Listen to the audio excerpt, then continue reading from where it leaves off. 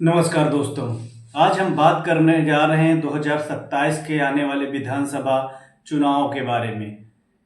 क्या होगा यदि चंद्रशेखर आजाद से अखिलेश यादव गठबंधन नहीं करते 2027 के चुनाव में?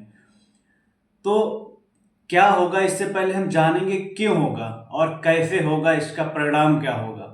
तो दोस्तों, जैसा कि हम जानते हैं कि वर्तमान परिप्रेक्ष्य की जो राजनीति है, उसमें जो सपा के वोट बैंक है वो 99% जो डिपेंड करता है वो ओबीसी, एससी और मुस्लिम वोटों पे। तो अब हम बात करेंगे कि क्यों चंद्रशेखर आजाद से गठबंधन नहीं करेंगे अखिलेश यादव, तो क्या होगा। बात करेंगे सबसे पहले हम ओबीसी, एससी और मुस्लिम वोटों की। सबसे पहले हम आ जाते हैं एससी वोटों पे। वर्तमान समय को देखते हुए जैसे ही दलित राजनीति में एक गैप खाली हुआ है मायावती जी के निष्क्रिय होने के बाद, तो एससी वोटरों में जो लगभग 18 से 40% के बीच का जो युवा है एससी के सभी जातियों में, वो वर्तमान समय में चंद्रशेखर आजाद को एक हीरो के रूप में देखता है। वो एक मूवी के हीरो के रूप में उनकी छवि देखते हैं और उनके लिए वो तन मन धन से उनके साथ रहते हैं। यहाँ तक कि उनकी रैली में अपने पास से किराया करके, भाड़ा करके और रैलियों में अपने पास से किराए की गाड़ी करके जाते हैं। तो अगर चंद्रशेखर आजाद जी साथ में नहीं रहेंगे अखिलेश यादव जी के, तो ये जो 18 से 40 के बीच का वोटर है एससी समुदाय का, ये वोट अखिलेश यादव जी को नहीं मिलेगा। और जो इसकी 18 से 40% का जो युवा, 18 से 40 वर्ष के बीच का जो युवा है, उसकी जो वोट परसेंटेज है जो चंद्रशेखर आजाद जी को जाएगी, वो लगभग लगभग 80% तक जाएगी। तो इसका मतलब जो युवा वोट बैंक है वो अखिलेश यादव की तरफ नहीं जाएगा एससी में। तो इसका मतलब एससी का जो वोटिंग का ग्राफ है सपा की तरफ जो जाने वाला है, वो तेजी से फिसल के नीचे आएगा। अब दूसरी ओर बात करते हैं ओबीसी वोटरों की। ओबीसी वोटरों में जैसा कि हम लोग सबको पता है कि यादव वोट लगभग अखिलेश यादव जी के साथ 80% रहता है। 20% में अन्य जगह छिड़क जाता है, मुख्य रूप से बीजेपी में जाता है कट के। लेकिन क्या यादव वोटरों से केवल अखिलेश यादव जी सरकार बना लेंगे? नहीं बना पाएंगे। लगभग 10% वोटों से कोई सरकार नहीं बना सकता। तो हम बात करते हैं अन्य ओबीसी की जातियों से।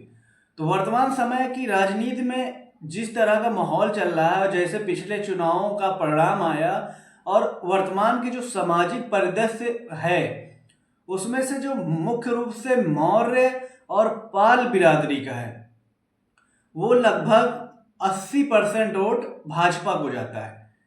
तो इसमें से वेस्टर्न यूपी का साग के जो है मौर्य कुशवाहा, उसको थोड़ा छोड़ करके लगभग 80% वोट बीजेपी को जाता है ओबीसी का।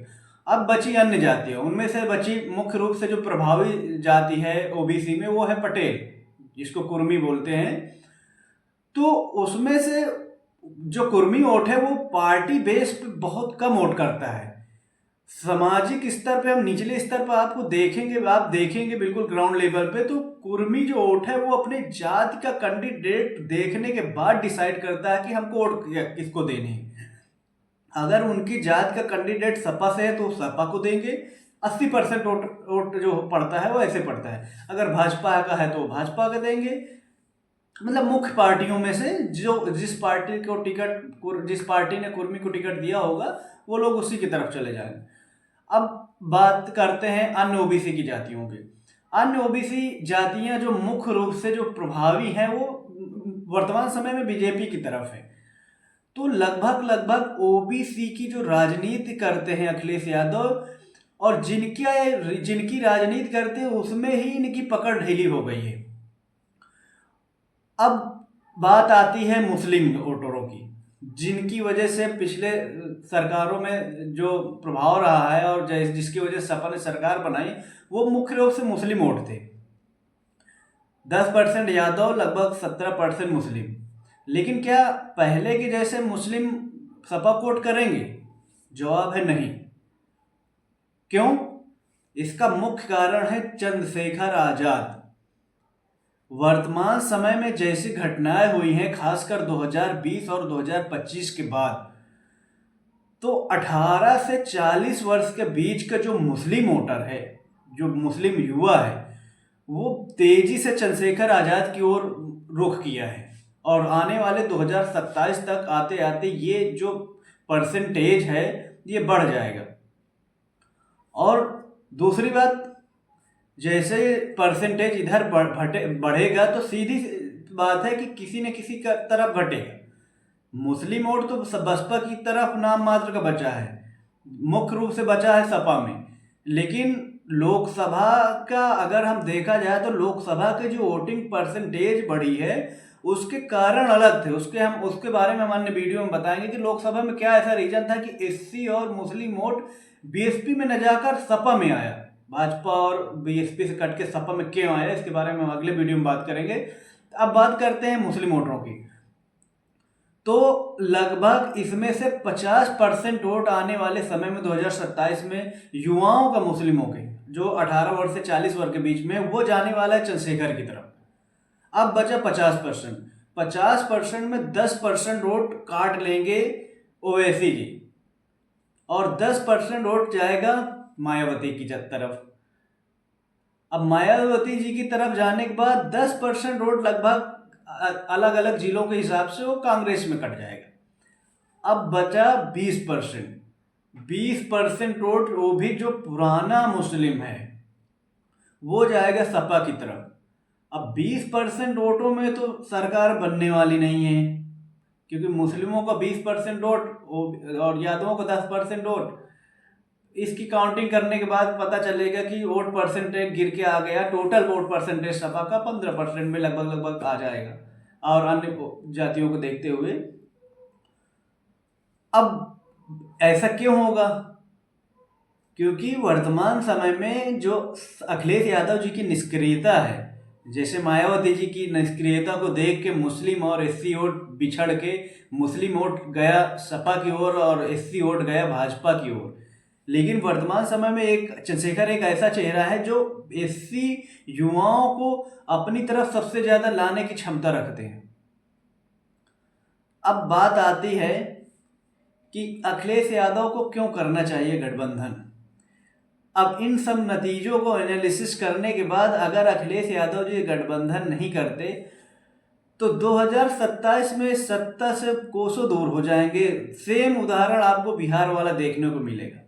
इसीलिए मेरा जहां तक व्यक्तिगत एनालिसिस है, अखिलेश यादव जी को 312 सीटों में, जितनी उत्तर प्रदेश की कुल सीटों में से 240 सीट हार के विपक्ष में बैठने से अच्छा है कि 60 से 70 सीटें चंद्रशेखर आजाद जी को दें और उनसे गठबंधन करें और 200 सीटें जीत के उनके साथ, गठबंधन के साथ आराम से सरकार बना के मुख्यमंत्री बने।